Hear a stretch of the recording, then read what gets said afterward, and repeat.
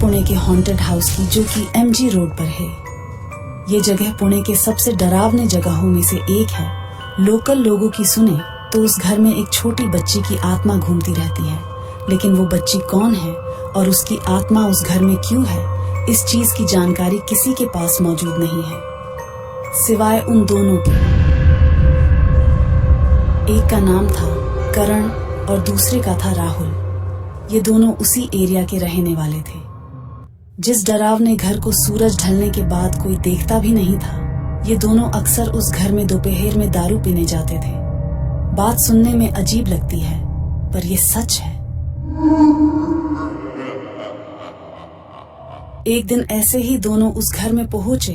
घर की हालत बहुत खराब थी। चारों तरफ मकड़ी के जाले, सब फर्नीचर खस्ता हालत में और बिखरा हुआ था। हर बार की तरह ये सब नजरअंदाज करके वो अपना काम करने लगे, लेकिन इस बार दोनों ने मजाक मजाक में थोड़ी ज्यादा पीली, नशा ज्यादा चढ़ा और दोनों को पता ही नहीं चला कि उनकी कब आंख लग गई। थोड़ी देर बाद अचानक जोर से कांच टूटने की आवाज हुई। आवाज की वजह से राहुल की आंख खुली तो घर में चारों तरफ घना अंधेरा था। उसने बाजू में सोए हुए करण को नींद से उठाया।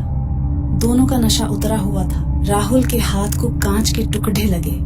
तब इन दोनों को पता चला कि किसी ने उनकी दारू की बोतल तोड़ दी है और वो आवाज बोतल टूटने की थी।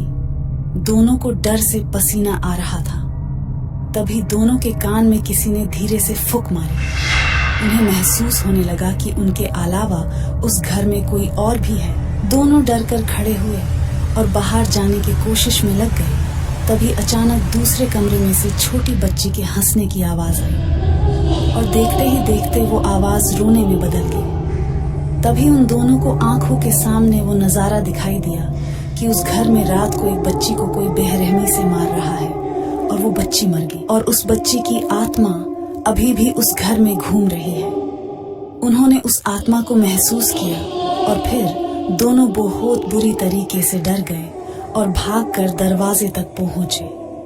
तभी पीछे से छोटी बच्ची की आवाज आई, मुझे उन लोगों ने इतनी छोटी उम्र में क्यों मार दिया?